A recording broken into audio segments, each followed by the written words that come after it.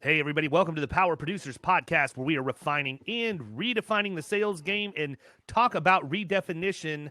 We have one of the most misunderstood subjects in the world of commercial insurance today, and the man who solved a big problem, Mr. Aaron Steffey from Propeller Bonds. You guys are in for a treat. What's up, Aaron? Hey, thanks, man. I appreciate it. Yes, sir. So before we dive deep into Propeller and all the stuff that you guys are doing, tell us who Aaron is. Where'd you come from, man? Because you had to do something before you had this wild idea to launch Propeller.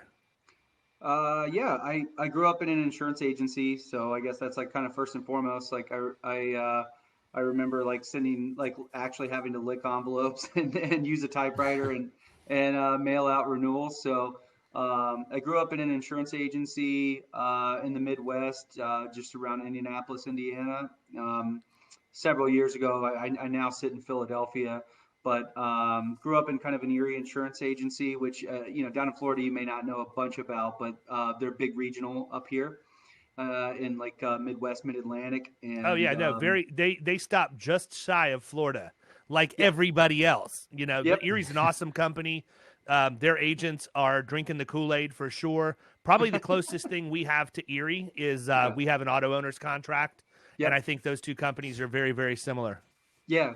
So that's kind of how I cut my teeth, was on personal lines, and then commercial lines, and got into some surety as well.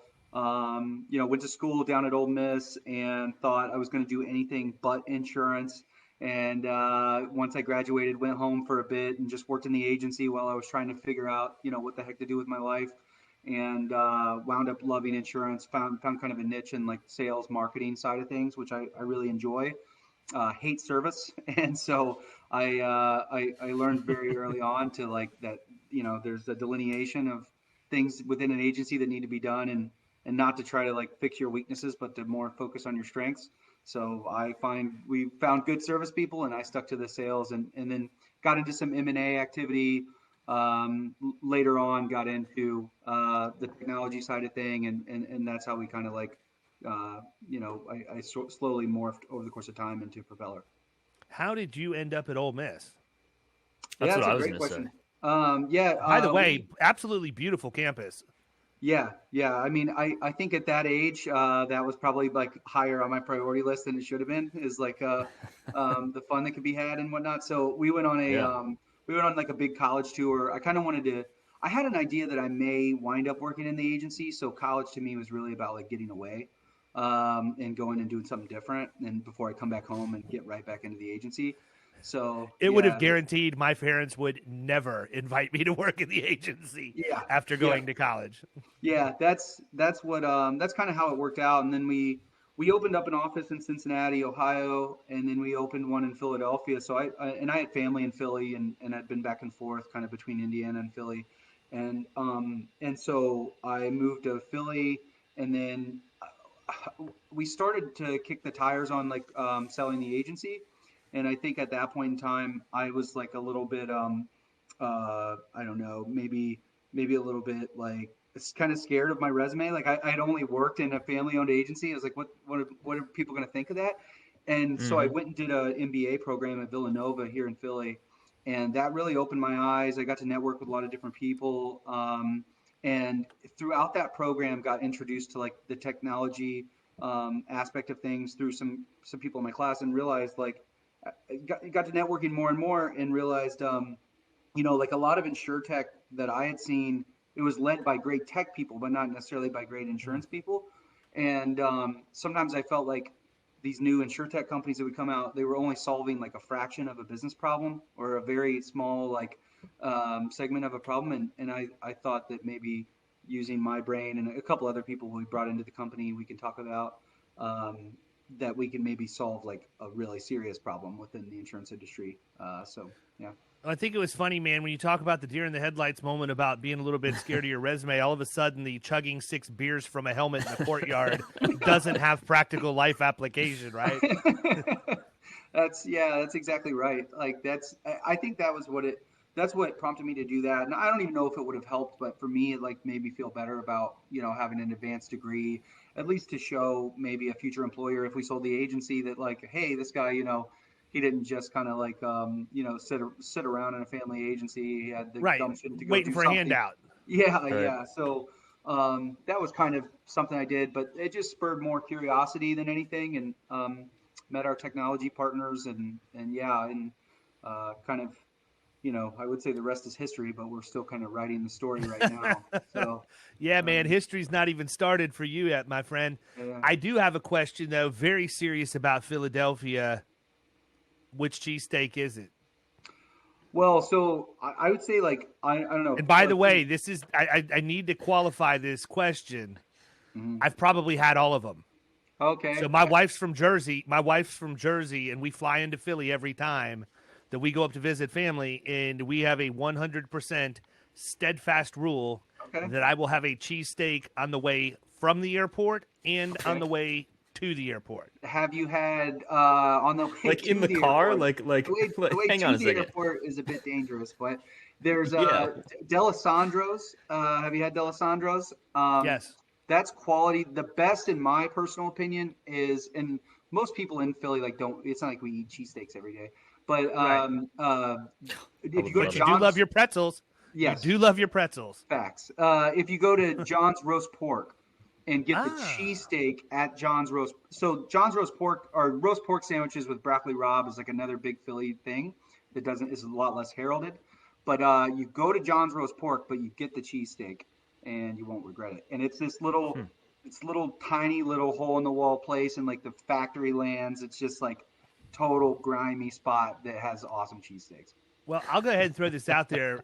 Gino's and Pat's, not in the best neighborhood either, actually. Yeah. Yeah. Well, I mean, I deep in- remember we parked on a side street, and there was like, I don't want to call it a strip mall, but it was a strip of like storefronts that you could literally buy any kind of live animal you wanted from those stores. And they had samples out on the sidewalk, like just pens of different things. It reminded me of like Chinatown or something like that. Of the places I've been thus far, Tony Luke's is what I like the best. Yeah. But I will say I am now going to go to John's Roast Pork John's the Roast next Pork. time I'm there. That's your spot. Cool. That sounds good. So listen, you guys have created what I consider to be the next wave of InsurTech stuff that's coming out. And that sounded really ambiguous, so let me clarify that. We've got the companies that are out there that are like Tarmica and Semzi that are creating ratings platforms for property and casualty insurance. Those integrate with the AMS, and it's making life easier for agents so that we're killing time. I mean, just killing the lack of productivity of having to go to multiple sites to quote a piece of business. What a nightmare that is. Then you also have the online version of companies like that, similar to CoverWallet, who has a website that you can go and do that at. You guys are doing something similar to what really I would say probably closer to what CoverWallet is, web-based, but you're doing it with bonding. Mm-hmm. Why? Why bonding? It's just like no one. I mean, it was just kind of a wide open space. There's a several different reasons. One, no one had gone after that. It was amazing to see, like, CoverWallet, Next Insurance, Attune, whoever, they go after all the small commercial contractor business, mostly BOPs and whatnot. And then you go on and ask for a surety bond, and it gets taken offline, and they can't handle it. And one, I think, like, for a lot of those companies, it's not a big enough market, so it's a perceived like low value. Like $6 billion isn't enough, it's got to be like $1 trillion market. And so there's that, and it's a really hard problem to solve. It's not easy. I always tell people, like, I mean, the sheer amount of bond forms for every different little tiny town and municipality, like, it's like if you were going to get into cyber insurance digitally, but every single town in America had a different policy jacket. Like, it's a bit of a nightmare. So one, that was a big opportunity for someone to really go in and tackle it. And then I saw it from the agency point of view. Like I just knew how time consuming it was. And, agents just let this, they don't even market it. You don't even put it on your website or anything. They just let it Right. flow out the back end because there's a perceived low ROI from everyone in the value chain, from like customer, agent, carrier. Everyone is just kind of doing it just to like get by. And even from a carrier's point of view, like when you think of the IT department within a carrier, like the surety department gets the crumbs of the IT spend. Like they're worried about automating cyber and digital, commercial, everything. And then it's like, okay, here's like, we have like 300 grand. We'll just throw it to the surety department. Maybe they can get DocuSign this year. Like it's just, that's kind of how I saw it. And so, we not only are automating it and helping for agents, but the carriers really love working with us because we're distributing products for them much more efficiently than they can. So instead of, and what you find is like most carriers don't even go after smaller agencies to appoint them for surety because it's not enough. The juice isn't worth the squeeze. So with us, we can go appoint thousands of agencies with one master contract for the surety. So like we've been approached now by almost every major surety to get on board. So there's a cool use case. Yeah, one thing I think it's important before we get too much further into this discussion, why don't you clarify the types of bonds that you have automated? Because it's not like you're going to get an electrical contractor that needs a, $3 million bonding line that can be taken care of, quote, bind issue over your website. But you have the ability to do that manually. Am I correct? If it's submitted? Yeah. So talk about the difference in those, because I think it's important we set the table the right way. Because once you do that, I want to talk about some things from a marketing perspective, some ideas that I've had. And you know this because when you and I originally talked on the Zoom meeting, I had you on one screen and I had GoDaddy on the other. And I was literally buying domains as we were talking for how I could create landing pages and market this. Yeah, I was wondering what you were doing the whole time. I was like, is this guy even paying attention to me at all? I was searching for cheesesteaks Just firing in Tampa, off Florida. emails. I was searching for cheesesteaks in Tampa, Florida. Yeah, so on the way to the airport. Yeah, we automated in as much as we possibly can. Obviously, you hit a threshold, and it's the same in CoverWallet. If you can automate a $500 little GL policy, but not an enormous account. But even then, even when the account does get bigger, we're still a great option because even though it's not automated, it is significantly streamlined. So like, we can't do quote bind issue, but we can do quote bind issue faster than anyone else can. So what we set out to do was like basically like the smaller transactional stuff, but it is morphed into more and more. And I would say that different groups look at us different ways. I mean, so we're working with some of the largest insurance agents in the world or in the country. I mean, like probably half of the top 10 are now signed up with us. And for them, they look at us as like, hey, we want you guys just to automate all the small stuff.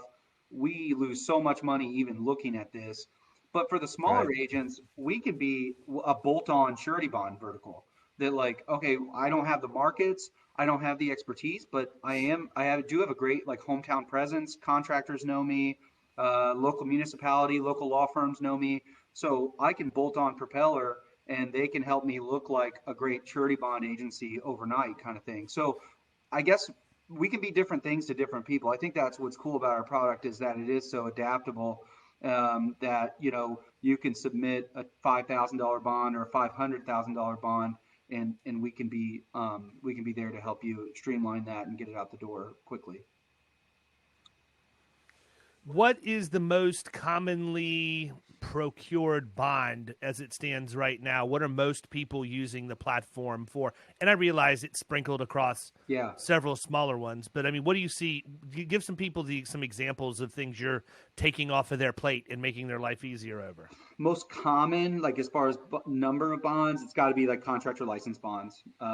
Just those like everyday contractor $5,000-$10,000 license and permit bonds for contractors all over the country.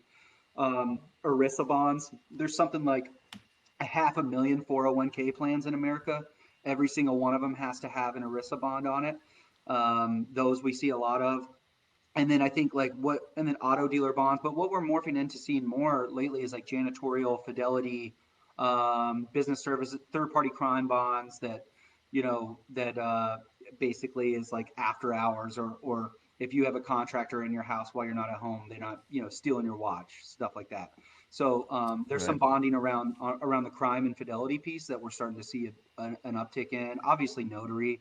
But yeah, those are probably like as far as like sheer volume, that's probably the most of what we see. Here's my opinion. I don't think that agents do a good enough job about talking about their capabilities. Regardless, I mean, bonding is just one thing that almost every agent has some level of bonding ability. Yeah. I mean, we've got a contract with Hartford. I've got one of those really cool, old notary, it's like the old notary seal. Yeah. All of that. It is still sitting in the same desk drawer that it was in the day they sent it to me. Mm-hmm. And, because we don't talk about that. Mm-hmm. And what's crazy is that because as agents, we don't talk about our capabilities, our competitors can come in and talk about their capabilities, which are strikingly similar to ours, but they're talking about them. Mm-hmm. Mm-hmm. And, the last thing is an agency principle that I would like to have happen, or I would want to have happen, is one of my contractors needs a permit bond or something simple like that, and they go to Google instead of picking up the phone and calling or sending an email. And I think that this makes it very easy to do that. I would tell you that I think that everybody that has your product should have it in their email signature. Whether it's just say something hokey like ask me about bonding or now meeting all your surety needs or something like that, because it's literally a web link product. Like that's all that you have to have. We have Insurance Agent app. I'm also really, friendly with the guys over at Glovebox. Again, if you can integrate with Insurance Agent app because you have a link, that's all you have to do. So now I have a small commercial account that can go to the mobile app, click the link, and they can buy a bond directly over their phone from the mobile app. Yep. It's a great way for you to be able to meet a very small need. But I got to tell you, man, I cannot even begin to recount the number of deals. It's well over a dozen middle market deals over the course of my career that I have gotten because I walk in and ask about the 401k and the fidelity bond. Mm-hmm. It's such an oversight that many companies are not even in compliance because it's on autopilot, or they never had a 401k. They put it in. They didn't tell their insurance agent they had a 401k now, and they don't realize that they're required to have it, have the ERISA bond or have the policy, the plan endorsed onto their crime policy if there's enough limit. Yeah. So, that's a big deal. And it's low-hanging fruit.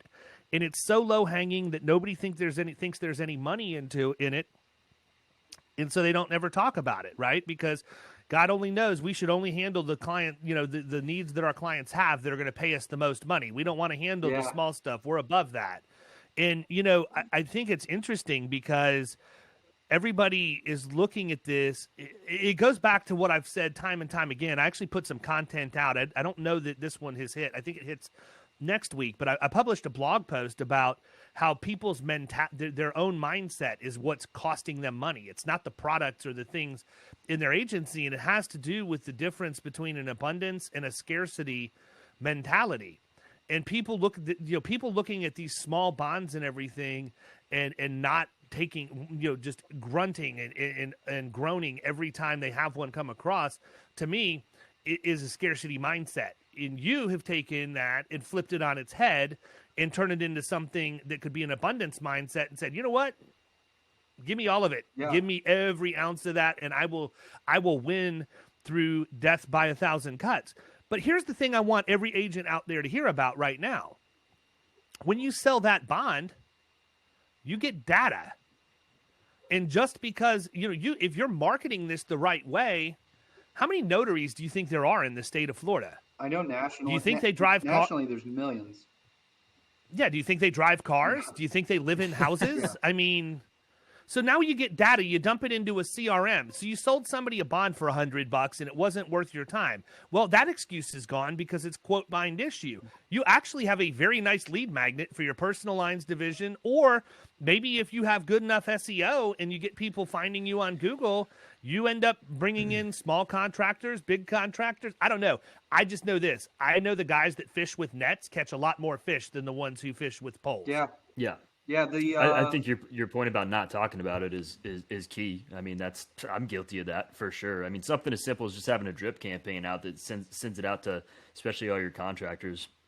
Takes care of it right Kyle there. just now found out we could write bonds. No, that's false. That's false. It's a great. Actually, he already has your link. I already sent him really? the Propeller link. It's a great lead generation tool, I think. And I write mad think bonds. For there's so like a lot of, if you think of like a lot of like decent sized accounts, I mean, everyone's going after them with the same lead in. Let me quote your commercial auto, your GL, everyone's leading with that. And that's not the hard thing for them to solve. Like they know enough and can shop that around easily. Like go in and talk to them about taking on and giving them a more efficient way to get those last minute surety bonds in place and whatnot. Like no one really. Oh, because they're always last minute. Yeah. They're always. That's another problem that we solve is like our biggest focus honestly is speed. Like that's all we try to focus on. And I told you, David, like our philosophy is that carriers have tried to throw money at this stuff and they've tried to pay 20%, 25, 30, 35% commission sometimes.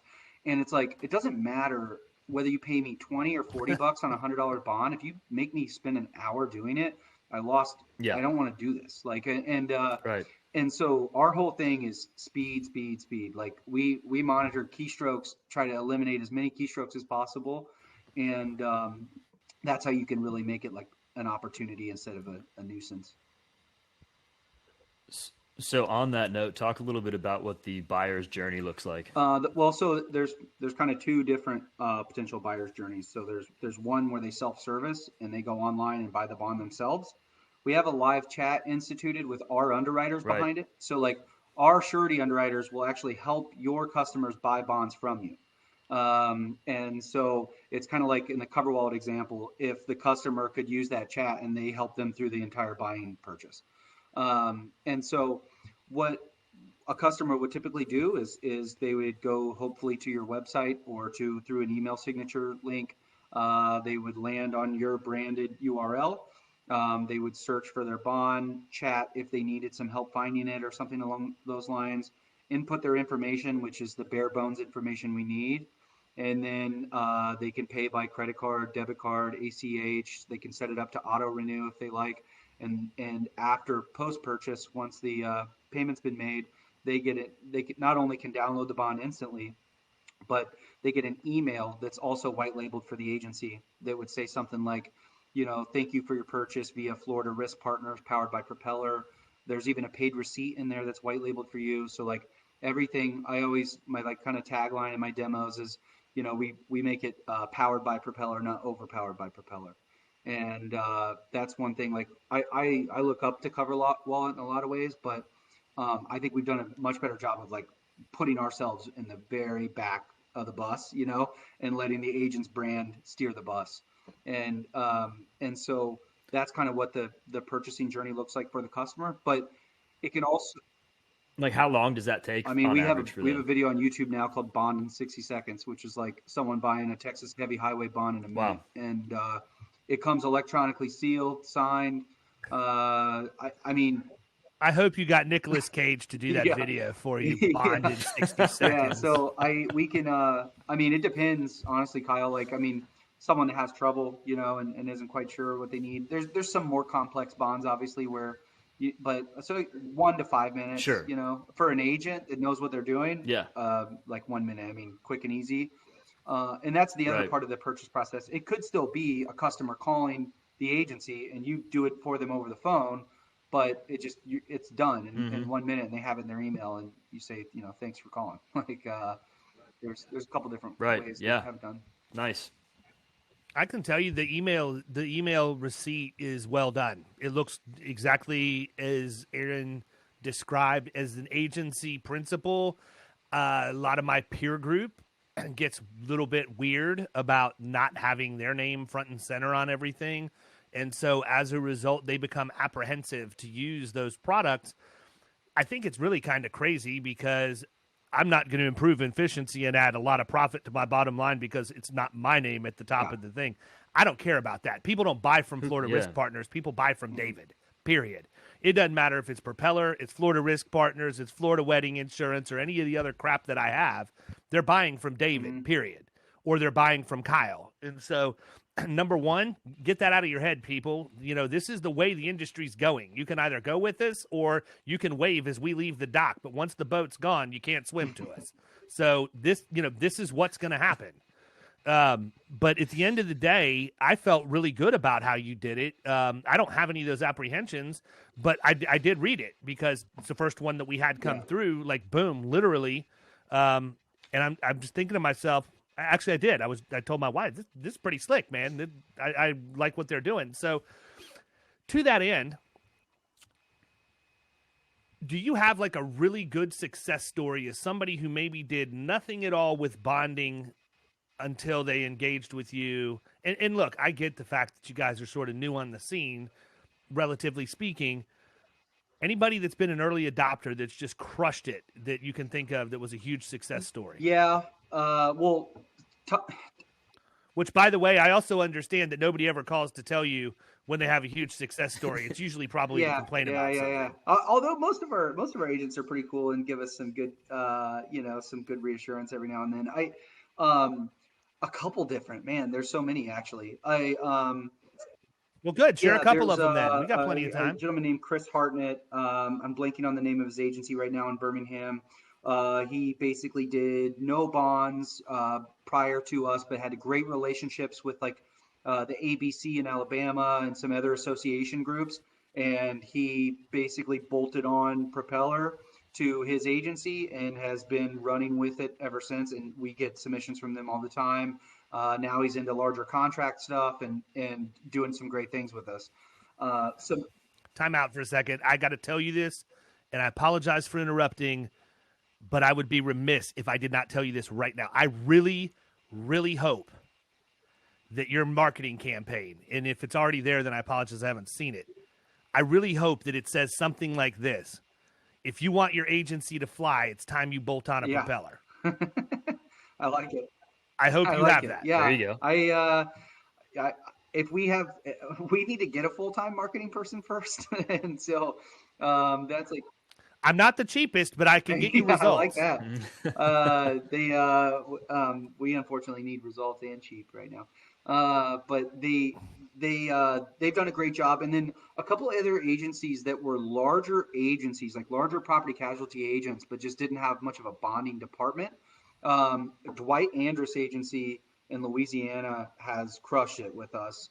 And another one is TIS in Knoxville, absolutely crushing it with us. So like, those are three and even IBTX in San Antonio. So those are three early adopters. The other person I would say is like Miller Group in Kansas City. They've utilized us best from a digital standpoint. I think I showed you this, David, but if you go to mgsuretybonds.com, and search on by state, they built out a map with static links to every application on our platform. And so like overnight, they've utilized our technology to make what I would consider to be the best direct-to-consumer bond website there is. Like, and they didn't have that before, but overnight, they in my opinion, they have the best one out there. You can literally click on a state, and you go to a list of bonds. You click Buy Now, and it dumps you right into our application. And we've turned their website into a true e-commerce site when before it was just hey, do you want your instant bond? Give us your name, phone number, and email, and someone will contact you within 48 hours.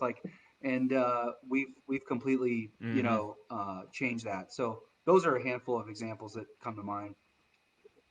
So let me ask you a question, man, because I understand how affiliate marketing works and all of that stuff at a pretty good level. And essentially, with us having a link to go to your site, you're using marketing tracking software to know where the lead originates from, similar to what a Commission Junction or somebody else would use in the affiliate world.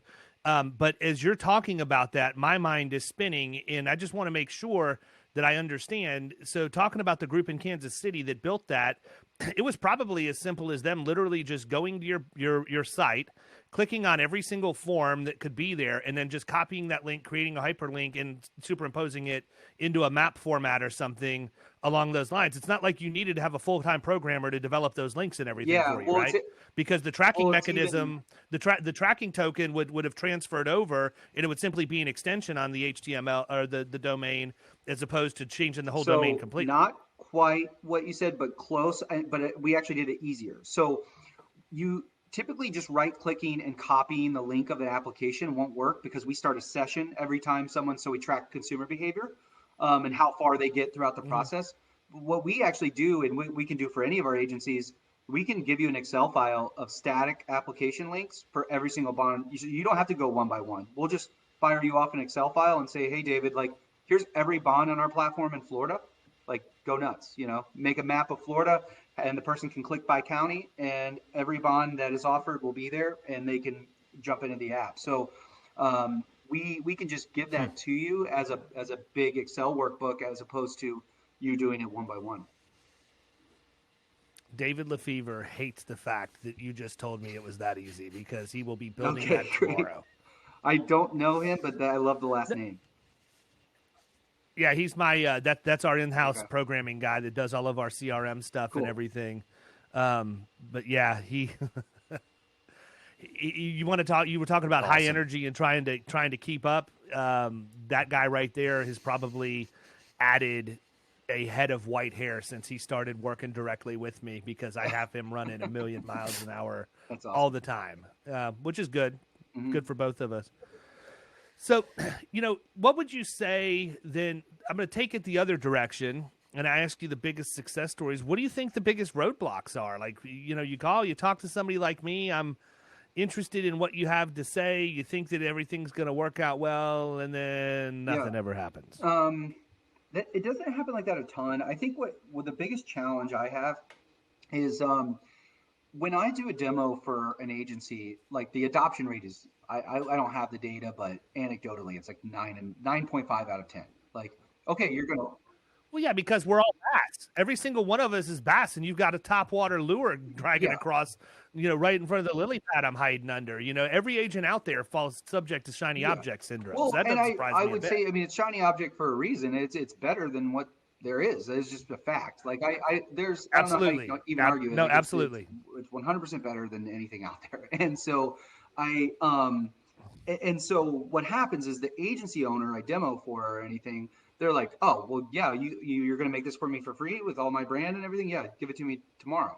And that's almost always the case. The challenge is it sits on the shelf after that, because the staff that's been doing it one way for 25 years, they're used to going and doing the pen and paper application, and that's what they're comfortable with. And we don't have the field offices, that we don't have the Travelers Mafia that can come in and bring donuts and sit down with the agents and retrain how to use the system. So that's the biggest struggle we have, is like, the agency owner loves this, but they adopt us, but they don't touch this every day. It's the admin or the surety department or the commercial department that then we have to do follow up and kind of ask, like, hey, just give it a few tries. Like, changing their behavior is by far the biggest challenge we have. So I'm going to tell you something, man, and you may have thought of this. You may be doing it. I don't remember seeing it. I'm going to be completely honest with you. My spam filter is jacked right now. Like, I'm having more email go to spam and junk than I've ever had before, and I've actually missed some important stuff. So literally multiple times a day, I'm having to check that. But I will tell you, the same thing holds true with adoption rate on having a mobile app, right? So we bring somebody in, we have this awesome tool, it will do nothing but make their life easier, and then they don't want to use it. And how do you get them to use that? And I can tell you right now, it's lack of education, period. End of story. Because your fall off is from that agency principal thinking it's an awesome idea, seeing the vision, knowing how much it will save him, how much easier it'll make his staff's life, but they never go do anything to teach the staff. That's what it is. So my advice would be, if you don't have this in place right now, you may want to add it to your sales call and say, hey, just out of curiosity, who are your staff members that would be using this product? And what's their contact information, get their email addresses, so that when you do that work and you create all of that stuff, you have an automation sequence that goes out with some quick videos, maybe one a day for 2 or 3 days, that gives them the tip that they need to do. Then you have inside your CRM the data of who opened it and who didn't, and you can follow up that way. I would use a virtual assistant or something to do it, but if you're not doing something like that right now, that solves the issue in a pretty significant way. You're 1,000% right. I mean, right now I'm doing follow-up demos to kind of help, but that's very time intensive. And so that's one of the biggest things on our agenda right now is, we're scaling up rather quickly. And I think once we raise the proper amount of money to like really go full bore and bring on someone that can really head up the marketing efforts and whatnot, we definitely have to do that. That's another great idea. I'm gonna have to like keep you on speed dial for some of this stuff. So because that really is like the drip. And I agree with you on the video specifically. I've been an agent before. I'm not interested in a giant body of text from all these carriers. Yeah. Well, here's what I'm going to tell you, man. You have to understand something. You're relying on the guy that's told that lady that every idea he's ever had is great. Yeah. And every idea he's ever had is easy. And she's like, oh yeah, great. Yeah, right. Yeah. Whatever. Just like the short rate calculator. They can go into all of these different things. And you sound like the lady from Monsters, Inc. You just don't, you don't want, or the landlord from Kingpin. I'm not going to get into that lady, but Kingpin, she is so foul. Top movie. She's so foul. Yeah, but I mean that's the problem is that agency principals, men or women. Actually, I think women are better at probably communicating with their teams than the men are, because we're really kind of bad communicators to begin with. But truthfully said, you got to remember, you're going to somebody, and I'm not stereotyping that all agency owners are men, but I think that the problem ones mostly are. And every idea I have is a good idea. And at some point, after so many good ideas aren't really good ideas, my team doesn't believe in my good ideas anymore. So the disconnect is, this is an easy product to use, but they don't believe the guy that's telling them it's easy to use, because they can't touch it and feel it and see it. They're relying on everything they've ever represented to them since they've worked together. You get a video in front of them and say, gone in 60 seconds, or Bond in 60 seconds. And by the way, you should have a thumbnail with a shirtless Nicolas Cage on it. And you get that, you're going to get them to pay attention to it, and they'll be like, holy crap, I can't believe I've been wasting time all this time on these bonds, and I can literally do it in a minute. Or not touch it at all. I could just send the link to my client. You're calling in for a bond? Sure. I've actually got a really easy way for you to do this. Shoot me your email address. Yeah, not only that, a ton of people still do it on agency bill. So not only do you lose money first year, but like every year you got to go play Dog the Bounty Hunter for $100, and it's like your FedEx charges and whatever. I mean, you're just losing money consistently on it. So that's the billing process too. I think that's where I think it really moves the needle, because a lot of those folks, like once they realize, I don't have to like keep chasing this person down every year anymore. It's just credit card auto pay. Like that really opens their eyes a lot of times. So how long have you guys been up and running? I know it's been mentioned that it's pretty new. We were set to launch April 1st of last year. Hilarious time to try to launch a business. And Why? Exactly. Happened? And so we wound up pushing back, but COVID really accentuated our business model. Like, because this stuff, everyone went to work from home, and it's like you had to have seals, you had to have printers, you had to have FedEx charges, all this kind of stuff. And overnight, all 50 states started accepting electronic seals, signatures, everything. And we were already going to come out in like 25 states. But overnight, basically, we could open up in all 50. So we've gotten licensed in all 50. But we wound up selling our first bond, I want to say, in July of last year. It was like a $200 ERISA bond. It's the only bond we sold that month. And then added, and we just finished March. I think we did close to 200,000 in premium. So, I mean, we're growing, I would say, 30 to 50% month over month. And I think this first week of April, we're setting up to probably do like 100,000 in premium in the first week. And I think, look, I mean, the proof of concept is there. We know it's there. And now I think we as a company, we are understanding like, okay, it's time to pour some fuel on the fire. Like we can bootstrap forever and kind of like grow a little, take a step back, grow a little, hire someone, or we could raise a bit of money with a strategic partner that offers some distribution help, and we can, really scale up. So that's kind of the idea right now. You should offer a Nice. seed round to We your talk member about that. agencies. We talk about doing some sort of crowdfunding round to agencies to allow them to participate. We've always kind of liked that idea.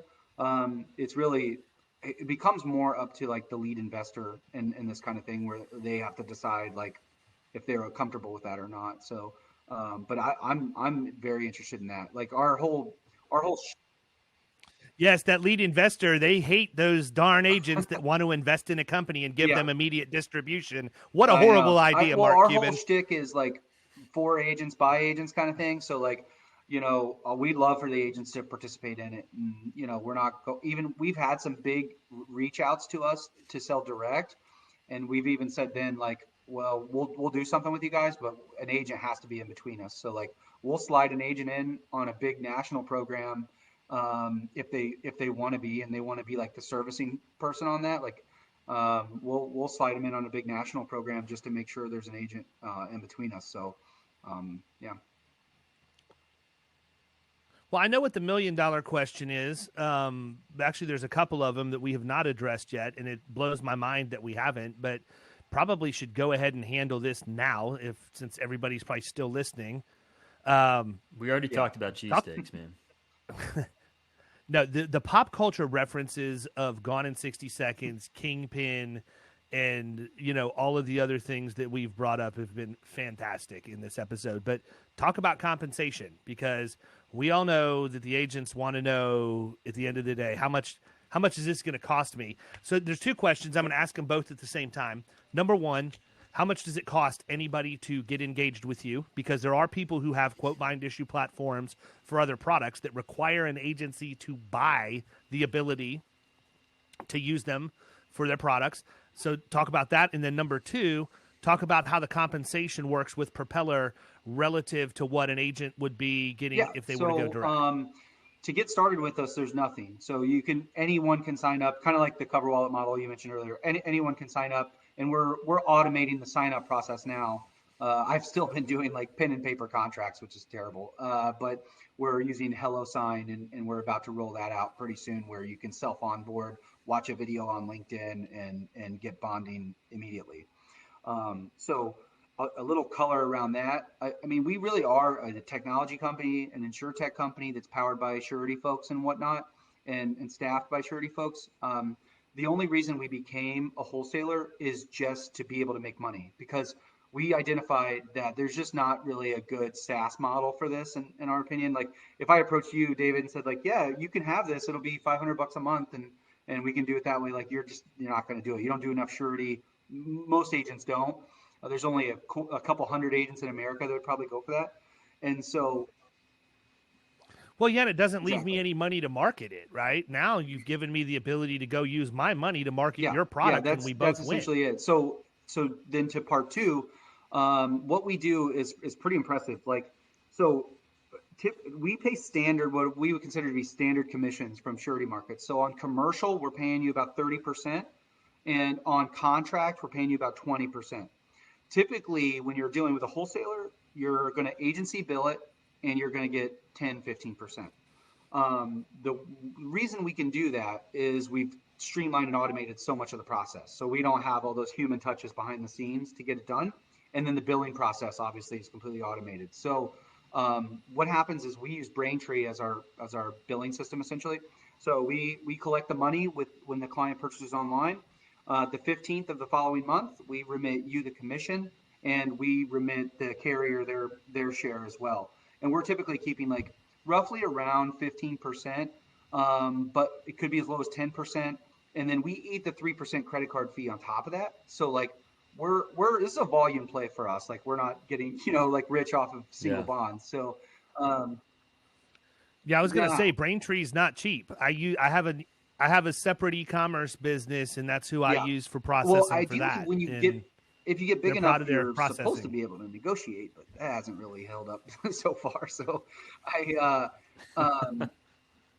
yeah, are so owned by PayPal. we're trying to work that out, but that's how the whole, and we're super transparent about the economics of it. And I love that we do that. Like I always joke with people, like, we'll tell you how much is in our bank account right now if you want to ask. Like we like to do the full transparency thing and keep it like 100,000% honest with people, and how everything's being done.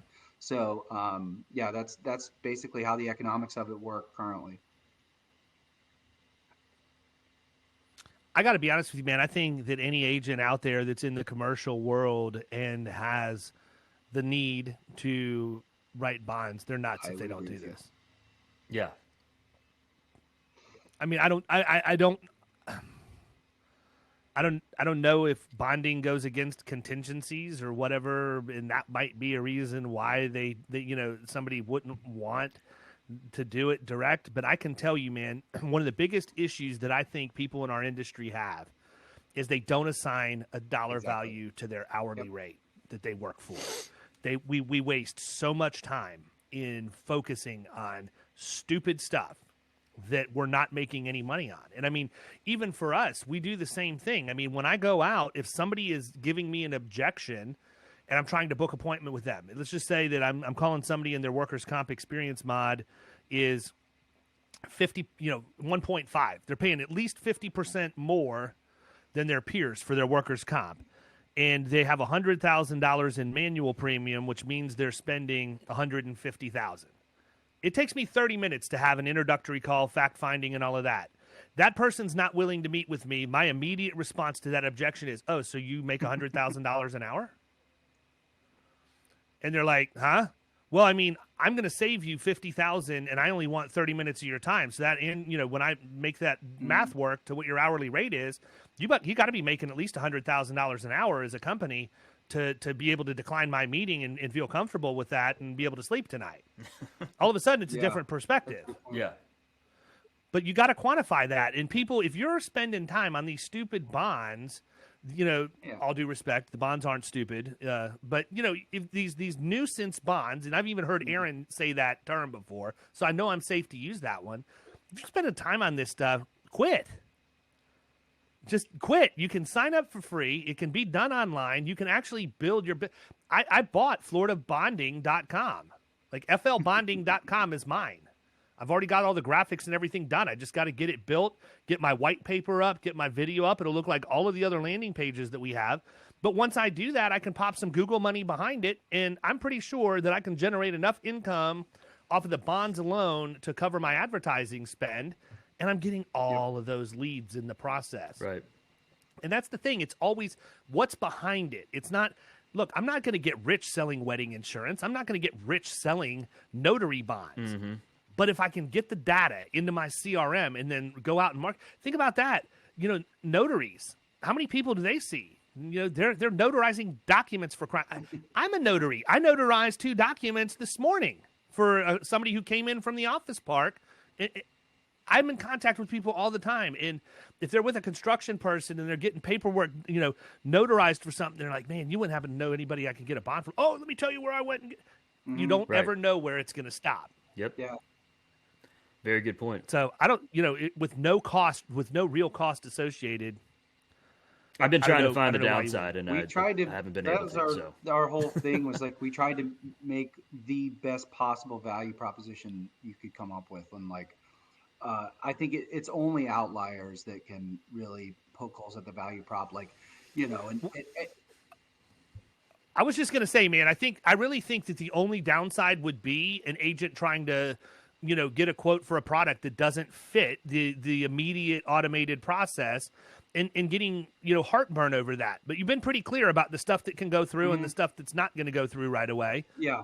So I try to be as clear as possible. Right? We have only had one of those instances where I did a demo for a gentleman in Pennsylvania, and I said we can almost instant issue everything up to 25,000, which is it's almost. I mean, there's some outliers we can't do, and there's some weird ones out there. And he plucked out this waste management bond that was very hairy language. He's been trying to place it somewhere for 4 months, and he's like, "Oh, you can't instant issue this right now." And we were like, "No," and he caused a big stink about it. But honestly, Yeah. like, I mean, we've met 1,000 people, and there's one of those. I'm the law of averages. I think Right. insurance Yep. agents have been like, I'll be honest, like being an agent myself growing up, like I was a bit cynical about agents in some degrees, and like what they were, how open they were, and I don't know, the competitiveness sometimes I think gets in the way of things. And I've been like, and I'm not just, this isn't sales speak, I promise. Like, I've been actually just blown away by how like accommodating, helpful, easy to adopt, like forward thinking, great feedback. Like all of our agencies we're working with have been awesome. We've had, like I said, like Nice. out of 1,000 people maybe I've talked to in the last year, like one or two, that were sticks in the mud. Like, yeah, that's Nobody going to be a likes that many. problem for Exactly. them their whole life. Like, Right. yeah, Yeah, it probably has been so- to this point. That's why they're writing waste management bond accounts for a living Yeah. instead of. Anyhow, I could go on for days. But listen, we're getting close on time. I want to be respectful of your time, but I want to make sure, beyond a shadow of a doubt, that everybody who wants to get in touch with you can get in touch with you. And my goal is to make you age 10 years by the next time I talk to you, because so many people have reached out to you that you have to build stuff for. I think that Yeah. would be a really good problem for you to have. So how Email's can they probably find you, best. Yeah, it's Aaron@propellerbonds.com. That's AARON. I always joke with people and say it's 3 A's, but it's only 2. And so Aaron@propellerbonds.com, probably by email. Our website, propellerbonds.com, is basically a glorified brochure. So we try to be a little vague with what we do on there. But that's the best way to get signed up, is just to reach out to me, send you over the documents, hopefully soon via HelloSign, and you can get onboarded same day. If we get your documents, typically we can turn around your URL within like same day or a couple hours. Boom. Cool There you deal, go. man. Well, I can tell you this. I would like for you to come in and jump on one of the Killing Commercial live calls that we do every other Tuesday and do the demo. And we got 188 users in there. I can get as many of them on that call as I can, because they need to hear this. And they are the forward-thinking agents that you want. So I will make that happen as soon as we get off here. I'll let you have a couple of dates. I always tell and people, we'll like, get that on the schedule. I've tried to get pretty good at verbalizing it, but seeing it in real time and how it functions is so much more valuable. You have to, man. I really think that having the website vague so that they have to get the demo to see and understand it is a good move on your part. Otherwise, I know this from, not just dealing with competing against other agents, but also training them, that they're going to read about the first 3 sentences and then they're off somewhere else after 3 sentences anyhow. So make sure you get that call to action button after the first 3 sentences to book the demo, or you might miss it. But anyhow, well, listen, man, I appreciate your time. Thanks for being generous with it and coming on. I appreciate the partnership that you have. You have been nothing but exactly what you've articulated on this podcast with our agency. Even when I ask you questions about things that aren't in the works, you've been very gracious about answering them and accommodating them. And I can tell you I appreciate that, because when it comes to InsurTech products, I always have a lot of questions, but they come from a place of what can I do to help you, and what can I do to get this thing out to the people who really need to have it, and that can help you ultimately grow your business. So with that, I'm going to sign off. I really appreciate you coming on today, man, and I wish you guys Likewise. nothing Thank you but so much for the having me. best. Yep. Cool. Thanks, Aaron. See you, man.